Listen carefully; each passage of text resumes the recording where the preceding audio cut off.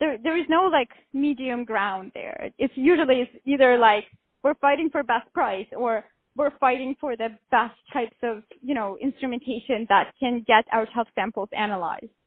So being able to, and I can't speak to that myself, it would be something that you would have to ask the customer.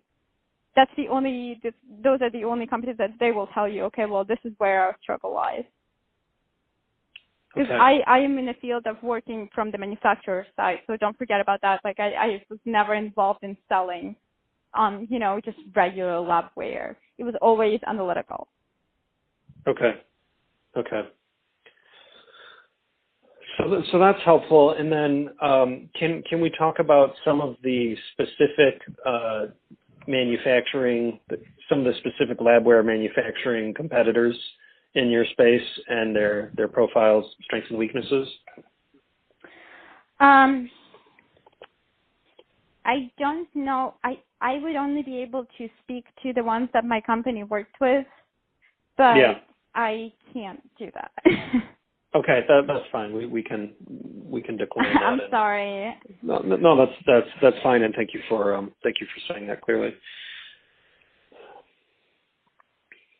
The only generic kind of statement that I can say is that all of the process of choosing a manufacturer is happening on the product development side.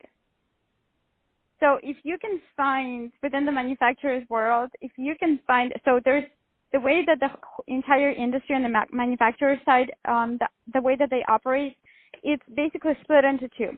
One is analytical instrumentation design, which is completely separated from an entity that does commercialization. The product design is who picks the provider. Oftentimes, the product design team picks a provider, looking at them as a custom solution. So once they're happy with their custom solution, they stay with the provider, even for mass efforts. And yes, it does drive instrumentation costs up a lot. But if you can find the R&D instrumentation facilities for, all of the 8 brands that I've mentioned, you have a really good chance of being the sole provider for their instrumentation. And we're talking about, like how much instrumentation. So there's usually about, 700 700 sample prep machines for trace metal sold. Each one of them is valued at about $120,000 roughly per purchase.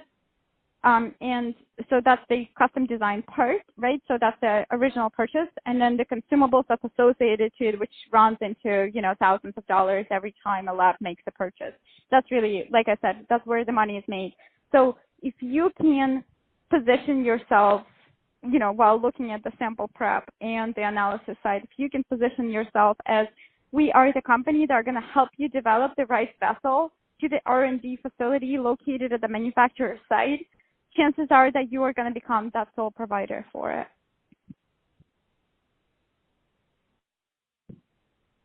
Does that help?